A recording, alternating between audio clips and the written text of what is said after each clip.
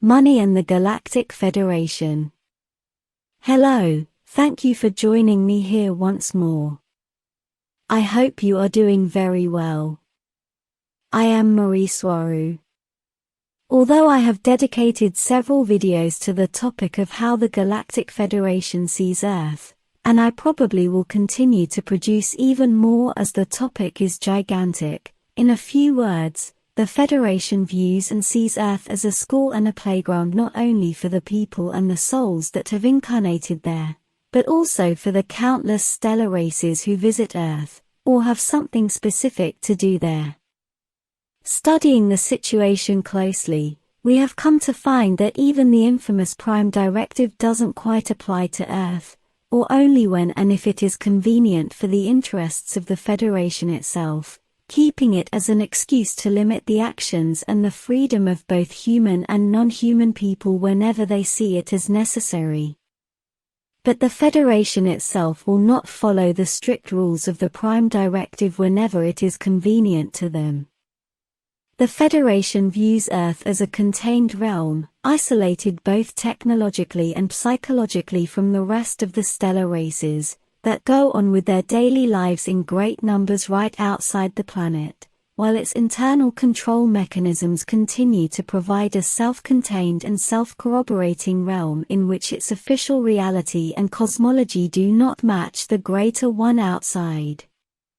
Where the population is led to believe that they are alone in the universe, that life is exclusive to Earth, where everything that has to do with extraterrestrials is ridiculed and slandered, leaving only a slight possibility of existing when the ones in power decide it is useful to them, and where all the data about extraterrestrials is given to the public, breadcrumb by breadcrumb, in a painstakingly slow manner.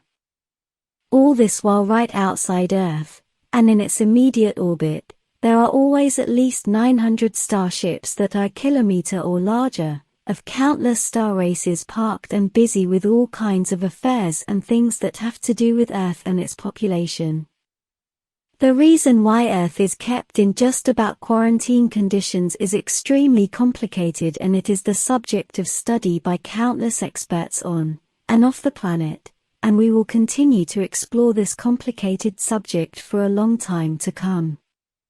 But in a few words, and as I said above, Earth is a place where people, souls, go to have an enriching experience full of strong emotions and a lot of learning of all kinds, especially using the strong contrast in general, that living on Earth gives the souls, because of its powerful extremes of all kinds, in life.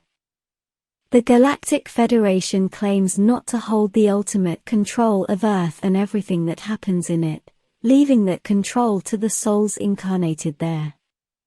Leaving the Federation as a monitoring and containing organization that will provide safety for the population and the souls incarnated in there, and that will guarantee that their wanted experience is respected.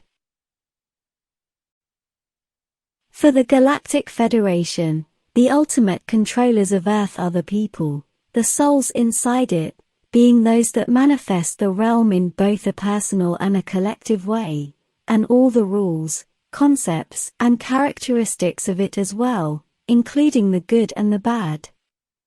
This is very hard to accept for the majority of the people who live on Earth, as all they can see is their lack and all that they want and do not have, and all the abuses and suffering third parties impose on them, making it nearly impossible to accept and to understand that it is they themselves who are the ones manifesting all the realm they live in, as well as creating all their world and life, with everything that is going on inside it. My point is that the Galactic Federation is not an evil organization, and whatever they are doing is for a good reason humans on Earth are mostly not prepared to understand. But before this, I know that what I just said sounds to you as an excuse and almost like a God works in mysterious ways, galactic variant. I must also say that the Federation is made up of people, of more people like you and I, and not by perfect light beings, angels, and ascended masters, as most New Age authors want you to believe. And as in any other complex and large organization made up of people, there are imperfect things, agendas, and shady matters going on in there all the time. Such is the case with money. Money has been used through the ages as the primary control mechanism on Earth, and it is so definitive as a characteristic of life there, that it almost defines the entire incarnation experience, at least for most. It is said on Earth that the economy almost has a life of its own, where financial movements and stock exchanges dictate the value of a currency and how it must be exchanged. And only a few people have noticed that everything is controlled by the ones in power on Earth, being that the economy and its fluctuations are completely controlled by those people, obviously always to their advantage. It has been said that those people, who are controlling everything that has to do with money on Earth, are old families with powerful names, organizations such as the Federal Reserve, World Monetary Fund and so on. And obviously, they do control all the money on Earth. But the problem gets a lot worse because, above all those organizations, governments and people with powerful names, the ultimate controller of all the money on Earth is the Galactic Federation. It appoints and dictates its value and the amount each region on Earth can have or work with, as well as appointing all the funds of every large movement of it.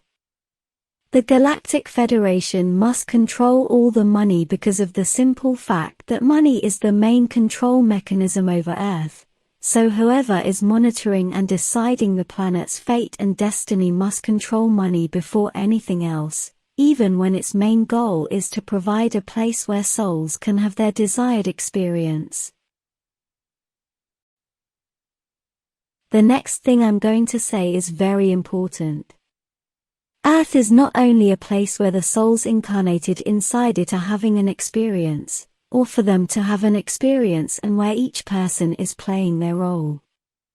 Earth is also a place where extraterrestrial people, of all races, human-looking and not, also come to Earth, or near Earth to have another kind of experience, with another role, the one of a visiting extraterrestrial. So Earth is a playground for people and souls who have incarnated in there, and for other people and souls to visit from faraway planets, each person with its assigned and desired role to play. Some souls play to be humans on Earth, others play to be extraterrestrials on Earth, and others play to be extraterrestrials that have something to do with Earth.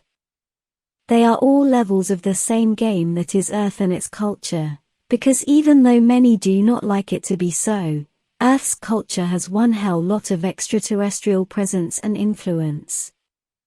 Even though extraterrestrials mostly don't need money when in their societies and cultures, as I explained in my previous video, they do need it when operating, and when doing things on Earth, depending on what they are doing, of course.